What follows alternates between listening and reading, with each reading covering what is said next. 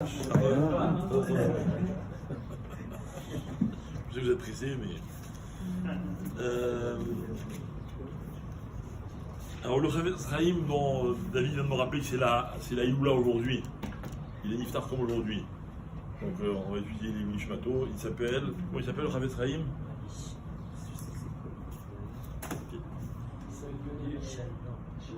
Rabbi Israël Meir Ben Ari. Cohen, c'était Cohen. Alors, il explique comme ça, il dit. Non, ça se m'avait bien, pardon. Il dit que le Lachon Hara, ça peut se raconter de plein de façons. D'accord? Et les Maasé, on va être chayav, c'est-à-dire on va enfreindre la halakha de Lachon Hara, même quand ce que l'on dit, aurait pu être interprété d'une façon positive. Donc, par exemple, alors, il donne un exemple là dans le Pirouche, il est intéressant. Il dit par exemple quelqu'un qui dit t'as vu celui-là, il a fait des beaux travaux chez lui, hein. D'accord? Alors, voilà. Ça veut dire qu'on ne précise pas. Ah, beaux travaux. Il a une belle voiture. Ah, il est riche celui-là. Hein. Voilà, c'est quelque chose que chacun va interpréter à sa manière. Il y en a un qui va dire ah, lui, machin, il est dépensier, il est ceci, il est cela. Mais alors, par exemple, quelqu'un, on raconte, il t'a vu celui-là, il a acheté la Terra d'Aïkhad 100 shekels. Il y en a qui vont dire 100 shekels, c'est tout, il est bourré lui. D'accord? Mais Nienne, non, moi j'ai juste raconté qu'il avait à 100 shekels, j'ai pas dit de mal. Et comme ça peut être interprété comme du mal, il dit mais fourrage, ça s'appelle du Lachon Hara. Terrible. D'accord? Il dit donc, on peut raconter Bederech Ramaout, ok?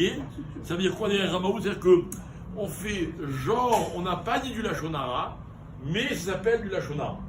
D'accord? Voilà. Ça c'est une première halakha. Deuxième halakha,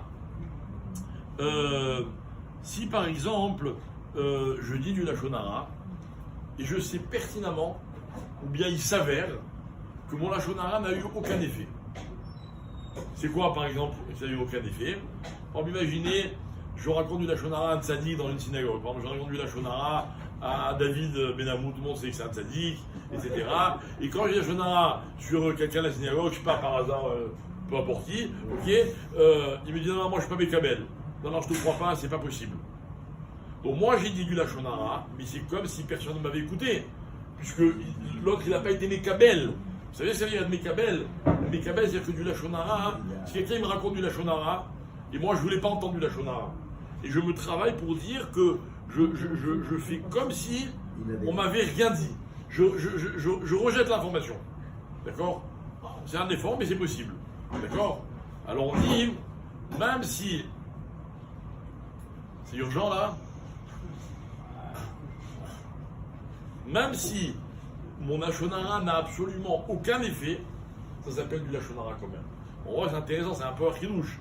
Parce que j'aurais pu croire que le Lachon Hara, il dépend de ceux qui parlent, de ceux qui écoutent, pardon. D'accord? Imaginez, je suis seul dans une salle, j'ai dit Lachon Hara, il y a personne qui m'entend.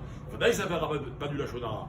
Mais là, étant donné que j'ai dit à quelqu'un, même si ça n'a absolument aucun effet, ok, ça s'appelle quand même du Lachon Hara. D'accord? Bon, il faut se la fermer comme il a demandé hier. Est-ce que ton prénom? Il faut se la fermer. Hein? Alexandre, hier, il a demandé, il a dit, mais avant de nous dire ce qu'on ne doit pas dire, un jour on va arriver à ne pas dire ce qu'il fallait dire. Alors la réponse c'est quoi? Il vaut mieux ne pas dire ce qu'il fallait dire que de dire ce qu'il ne fallait pas dire. Il vaut mieux être marqué dans ce sujet-là. Il faut pas parler fort aussi. Voilà.